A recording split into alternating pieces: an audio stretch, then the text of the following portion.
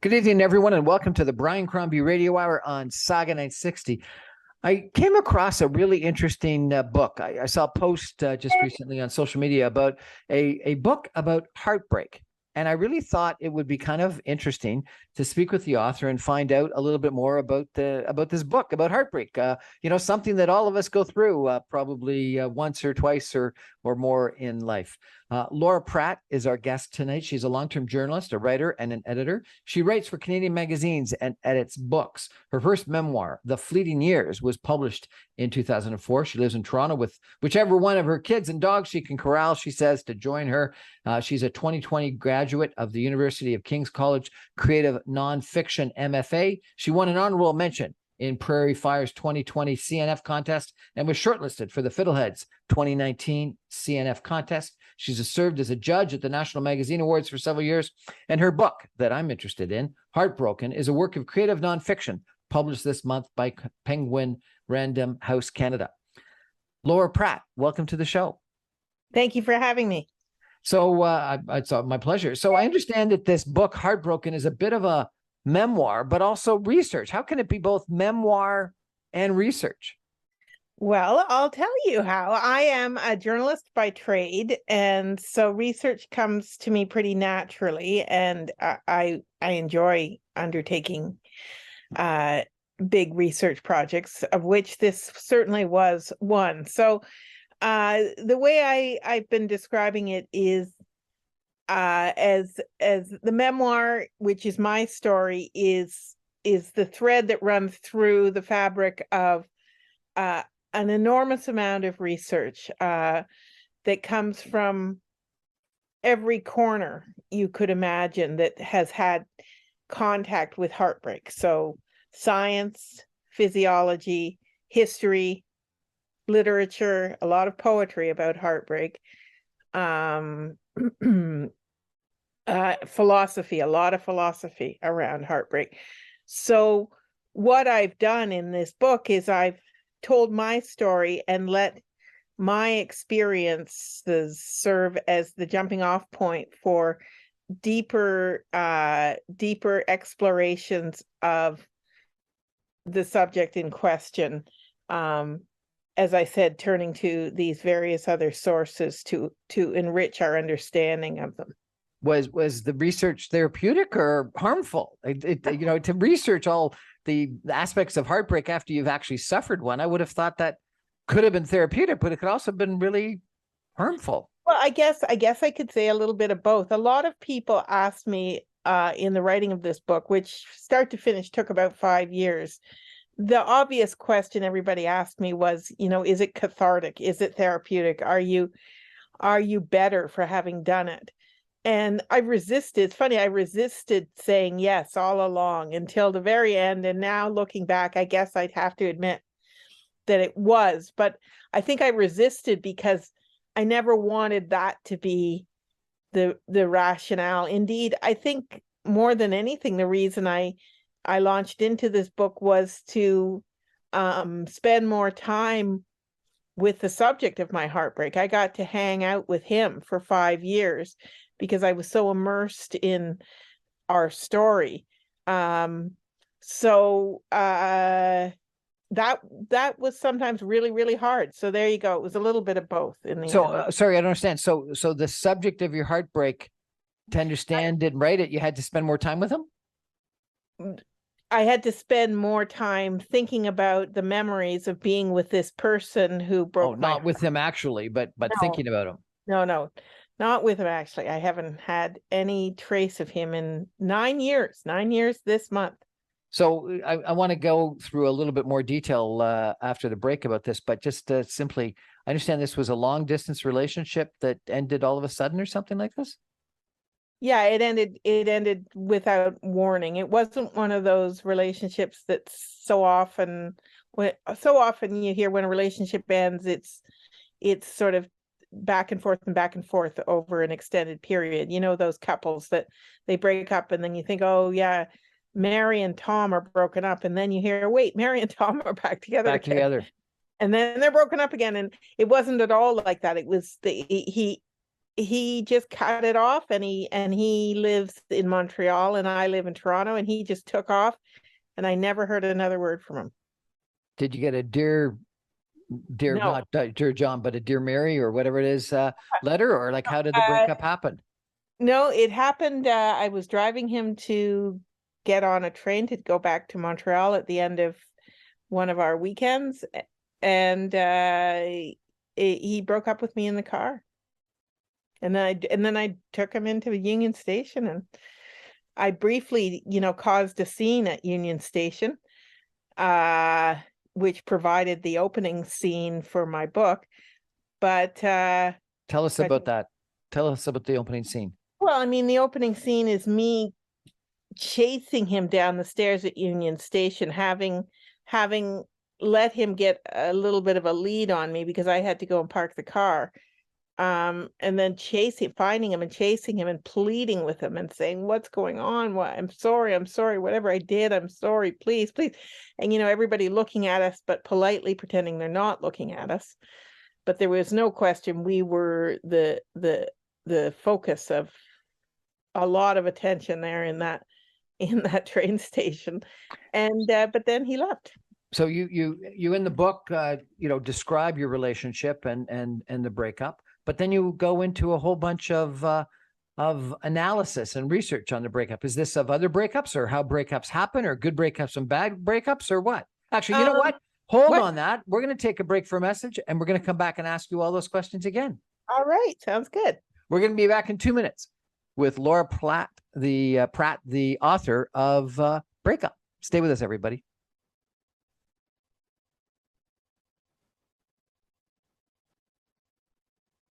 Welcome back, everyone, to the Brian Crombie Radio Hour on Saga 960. My guest tonight is Laura Platt. She is a author of a new book that's just been published called HeartBroken. I called it Breakup before the break. I'm so sorry, but that's what I was thinking about. But it's HeartBroken, which I guess is the result of a breakup. And it's a work of creative nonfiction published this month by Penguin Random House Canada. I presume one can get it either from Penguin Random House Canada or bookstores or online or Amazon or things like that? Anywhere you can buy a book, you can find this book. I look forward to reading it. I've read all of your descriptions of it, but I haven't had the pleasure of actually reading the whole book yet. So I'm looking forward to it. So are there good breakups and bad breakups? Is there a good way to break up? Or is there a bad breakup? Because breakups are going to happen. Breakups are going to happen. I gotta say, you have breakups on the mind, clearly, Brian. This is not so much a book about breaking up as it is a book about heartbreak. Okay.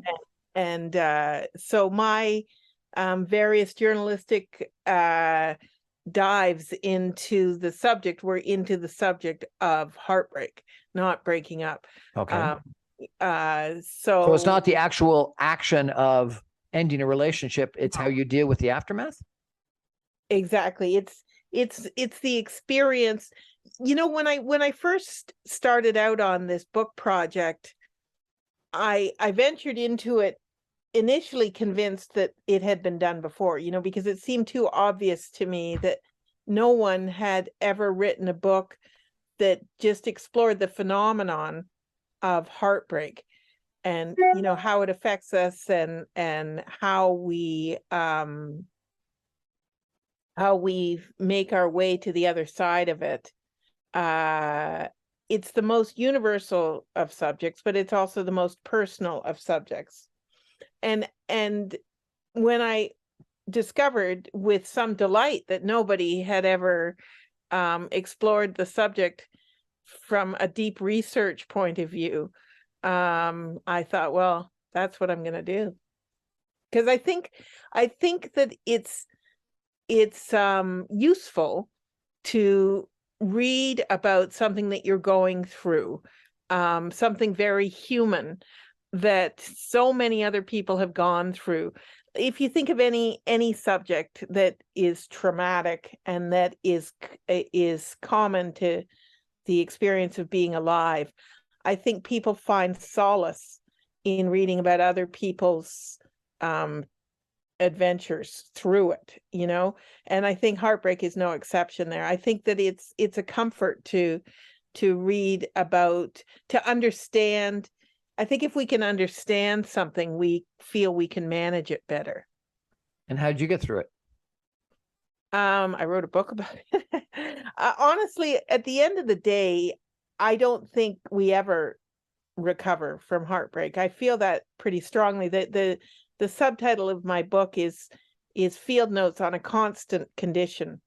And the constant piece is quite intentional there, because I don't think we ever really get over heartbreak any more than we ever get over any loss. And life contains a lot of loss. Did you ever understand what caused it? And if you did or didn't, does that help or not help you figure out and get through the heartbreak? Well, what caused my heartbreak, was somebody breaking my heart. So it's not so much about the cause of it. It's just about understanding the human experience of it, I think. And that's what I sought to do. And I do think I came away from all of this research with a much stronger grasp on what it is to have a broken heart. And I hope that my book can similarly help other people with broken hearts to feel more in control, less sort of whirling around in pain, and more like they have a handle on the situation. And how do you do that? If you're not going to write a book about heartbreak, how do you actually handle it better? Well, you read a book about it. That was my intention. I think that's important, to try and understand it. And I delve into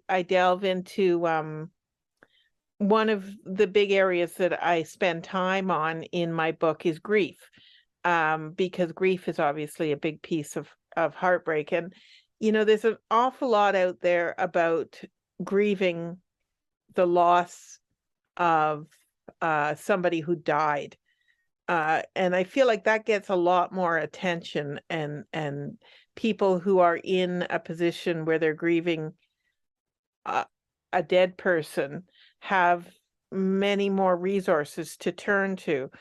I think heartbreak gets the short shrift there a little bit. People diminish it and think, oh, well, you can get past that. But look at this person over there. They had somebody die.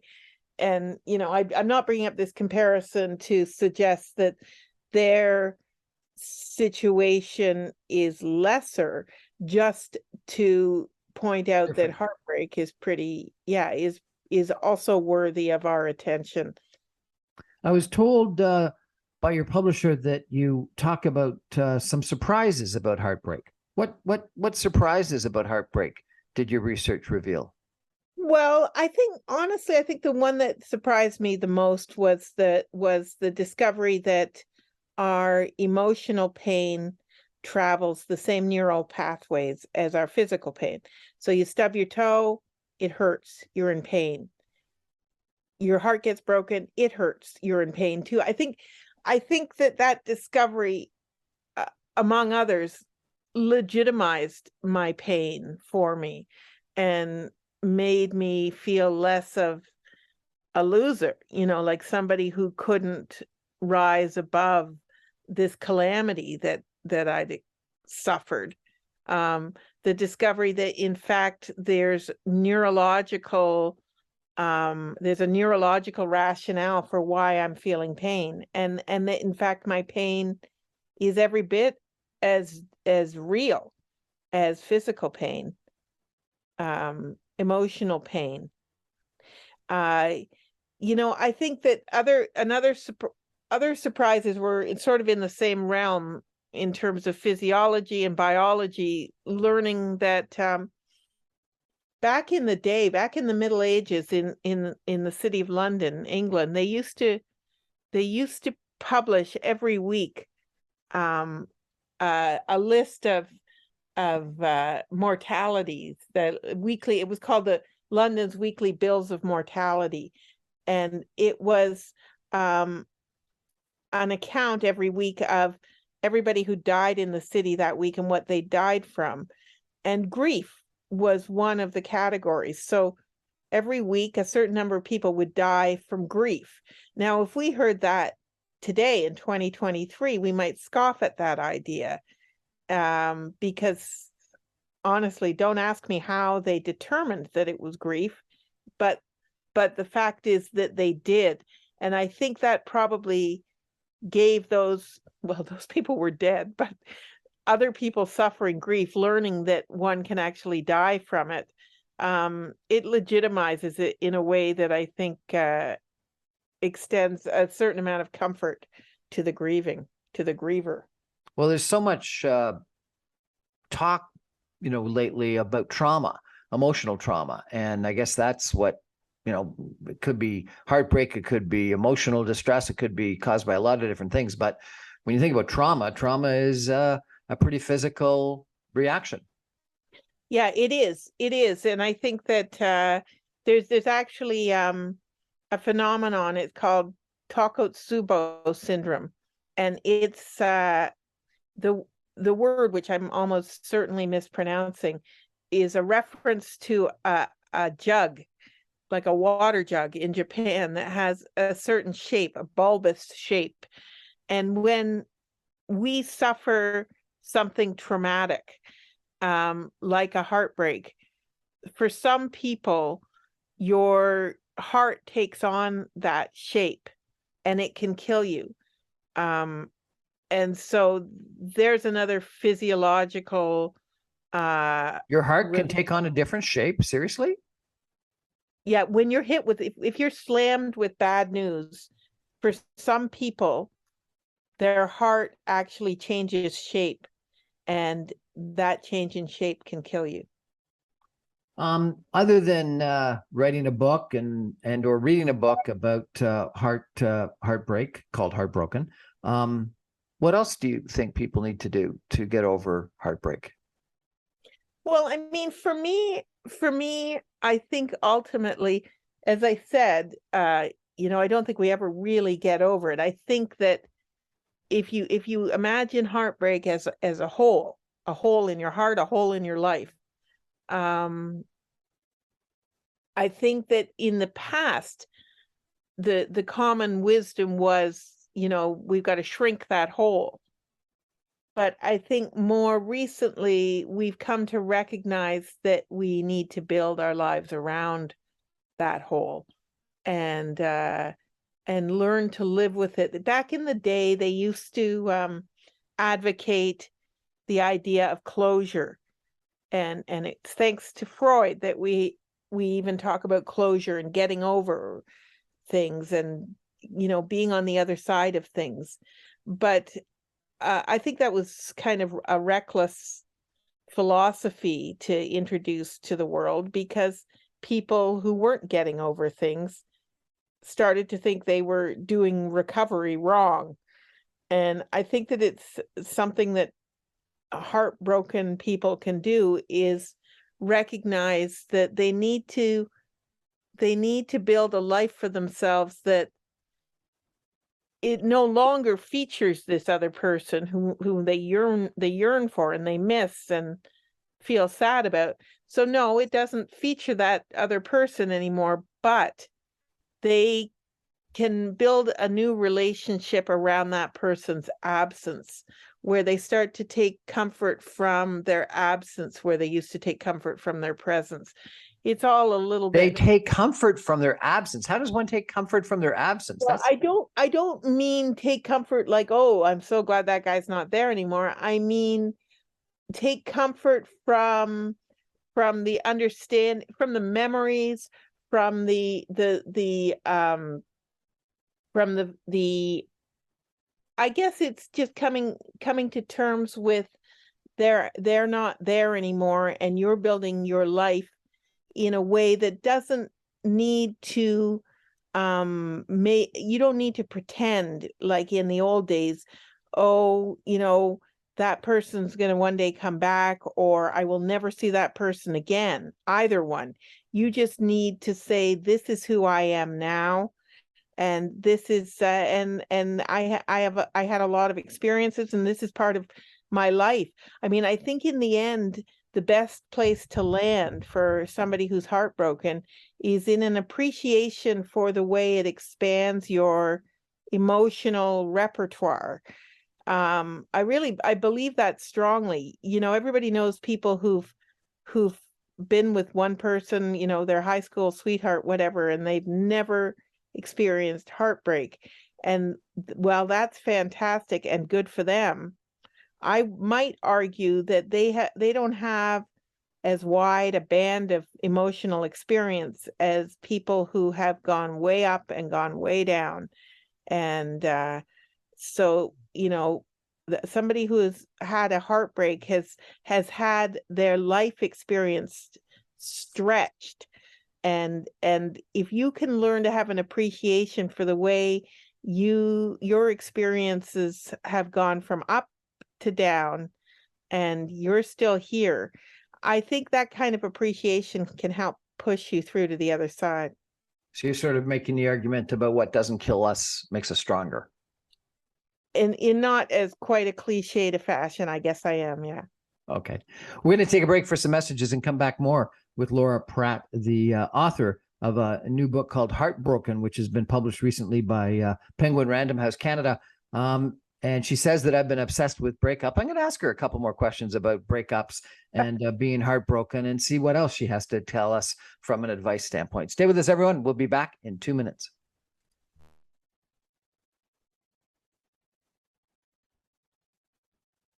Welcome back, everyone, to the Brian Crombie Radio Hour on Saga 960. We're chatting tonight with Laura Pratt. She's a author of a new book called HeartBroken, which is a work of creative nonfiction published by Penguin Random House Canada about being heartbroken. And she says this is not a self-help book. She doesn't want to give us advice on how to deal with breakups and how to deal with being heartbroken. But she says this is a philosophical book about heartbreak and being heartbroken. What is the difference, Laura, between a self-help book and a philosophical book about heartbreak? Well, I mean, right from the get-go, there's books out there already that are like, take a warm bath and light some scented candles, and that there's no shortage of advice for people who are feeling low.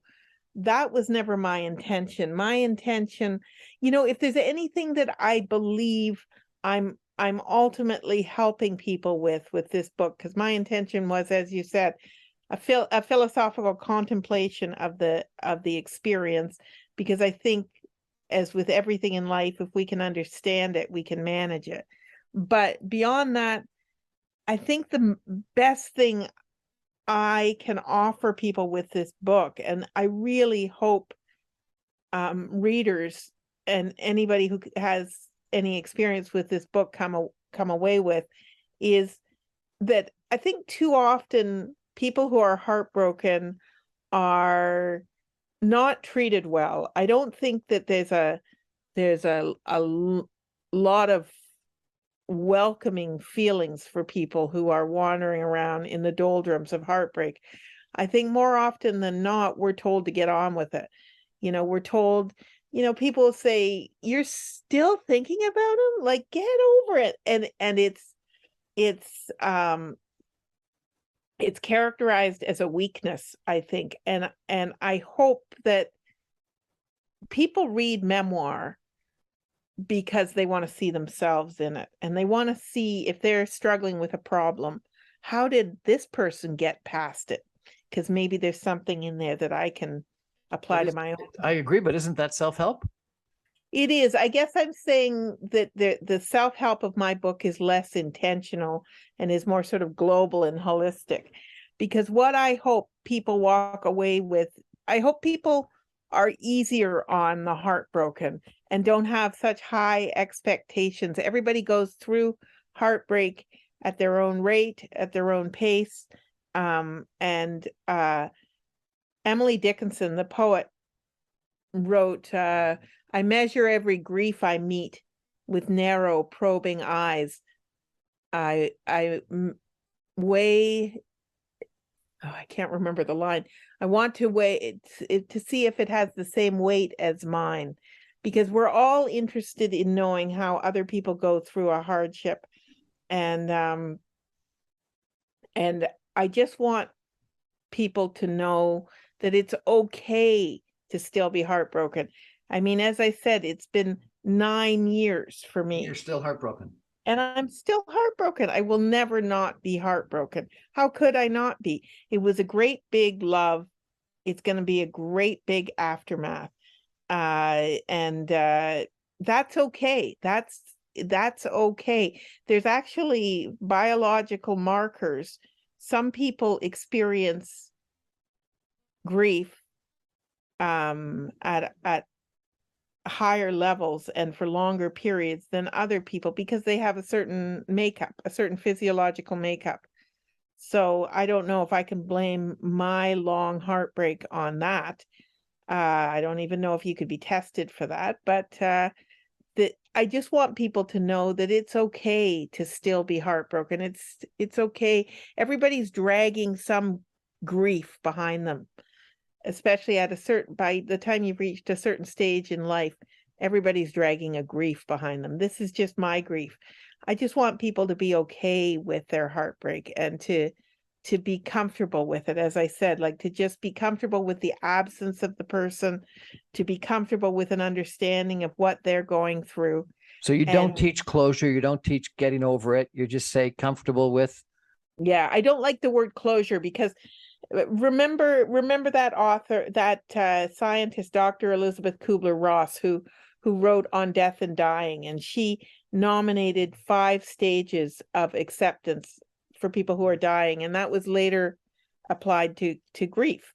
And with it's like depression and denial and bargaining, and the final stage is acceptance.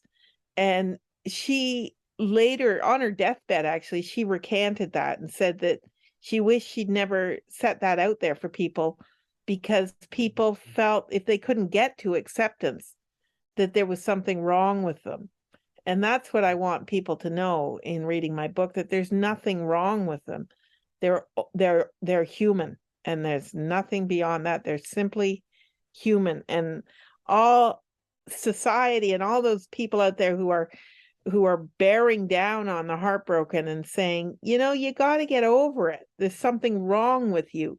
I want those people to take a step back and realize there's nothing wrong with any of us. Everybody's just getting through it, and it's incredibly, intensely difficult to get through, but we're just doing the best we can. So you described the opening part of your book is the scene where you're running after the subject of your heartbreak in Union Station. Do you talk more about in your book about your relationship or more about your dealing with heartbreak? Heartbreak. So you don't spend more time talking about him and what the relationship was about. No, only to support the story of heartbreak. It's not a book about my relationship. It's a book about my experience of heartbreak and more broadly the experience of heartbreak. So other than the story of Union Station, is there another story you can share with us about your relationship with heartbreak? Well, my relationship with heartbreak, I what other story could I share? I mean, it's ongoing. It's years ago I wrote an essay for the Globe and Mail about heartbreak, and it attracted a whole bunch of furious responses, like angry people. It makes people angry if you don't just have a tidy recovery from heartbreak for some reason. And some of the comments in response to that essay were awful. People were saying, I was a loser, and I would have left her too.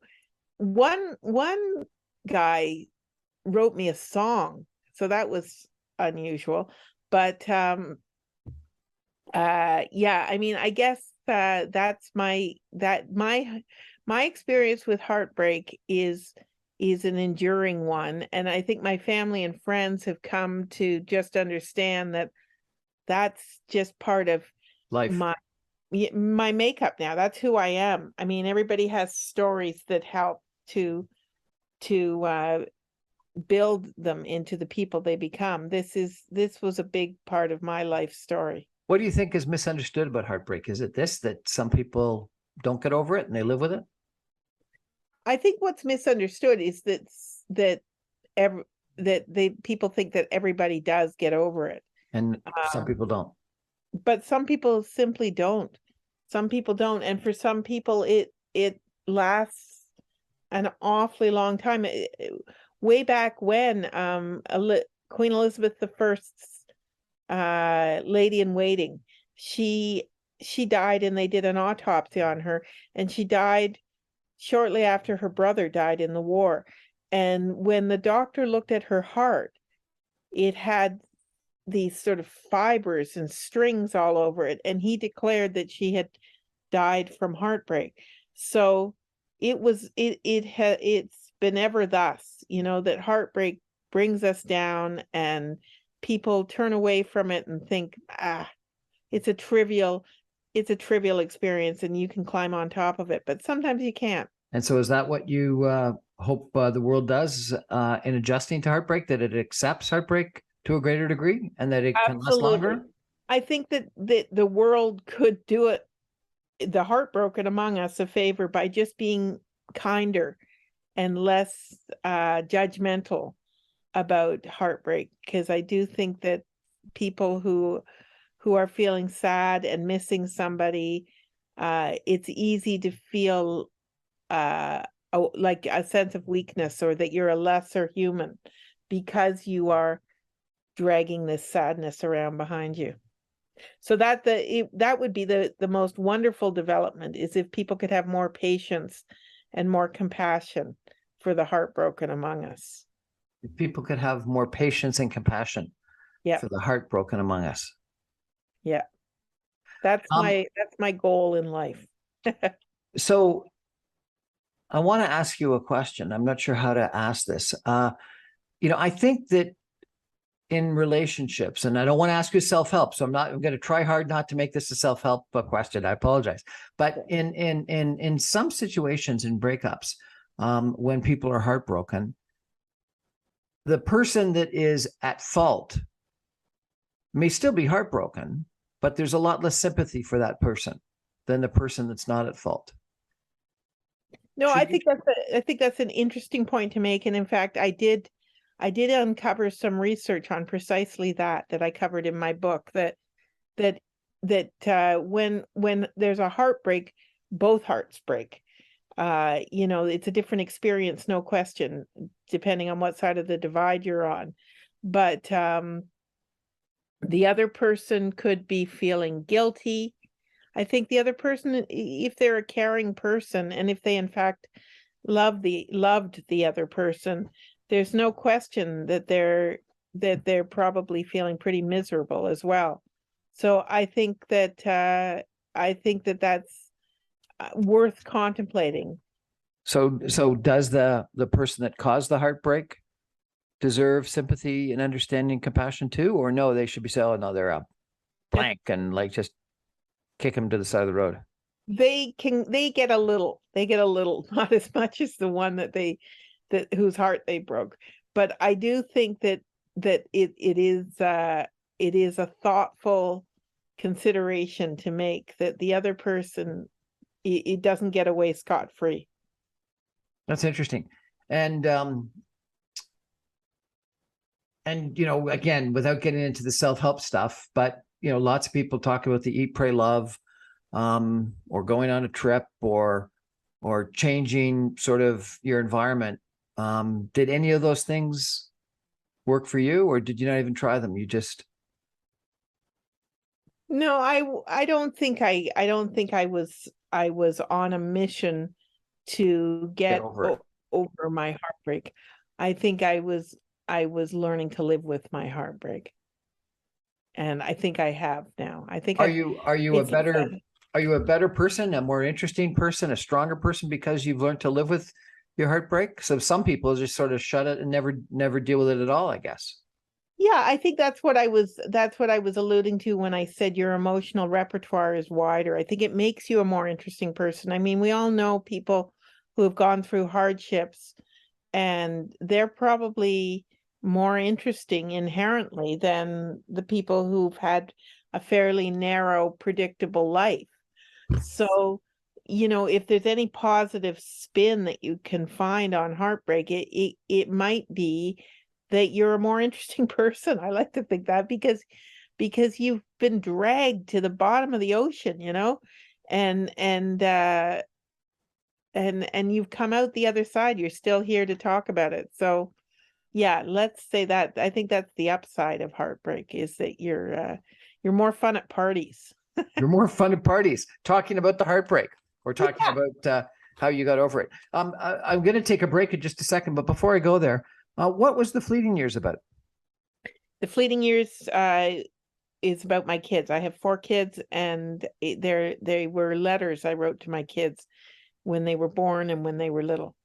Sounds wonderful. We're going to take a break for some messages and come back in just 2 minutes with some concluding comments with Laura Platt, the author of a new book called HeartBroken, just published this past month. Stay with us, everyone. We'll be back in 2.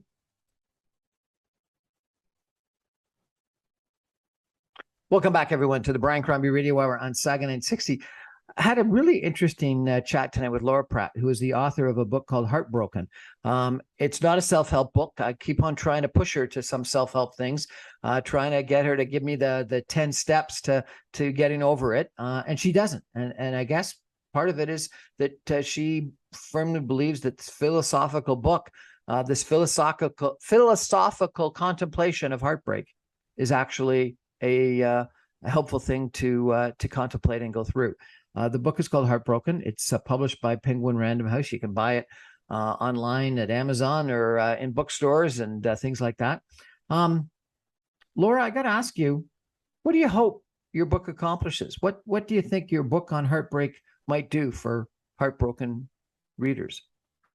What I hope more than anything is that people will be able to see themselves in my story. And people who are feeling heartbroken will feel less alone. I think that when you have heartbreak, you feel incredibly isolated because the person you loved rejected you, and you're suddenly quite alone in the world. And you probably aren't. You have friends and family, and you probably aren't. But this essential figure in your life has turned their back on you. And I hope that, as I said, when people read memoir, they're looking to find a way through an experience by reading about somebody else's route through an experience. And that's really what I hope my book does for people, is make them feel less alone. Make people feel less alone. Yeah. Are you going to write another book? What's the next book on? I think my next book will be a heartbreak adjacent book. It'll be about my kids leaving home, because I'm ready to write about my kids again, and I'm an empty nester and a single parent, and so it'll be. I guess I'll develop a reputation as somebody who's fixated on heartbreak. Well, given the what I told you about my own personal situation, I almost would like to read the book from the man's point of view, and understand how he feels about the whole situation. And he is welcome to write it. He is welcome to do whatever he wants to do. I haven't heard from him, but if he wants to write a book, I think that'd be kind of interesting, and compare the two. Laura Platt, author of HeartBroken, thank you so much for joining us. I really appreciate it. Thank you very much for having me. I appreciate it. That's our show for tonight. I remind you, I'm on every Monday through Friday at 6 o'clock on 960 AM. You can stream me online, even from Bloor West Village at www.saga960am.ca. Good night, everybody. Thanks for joining me.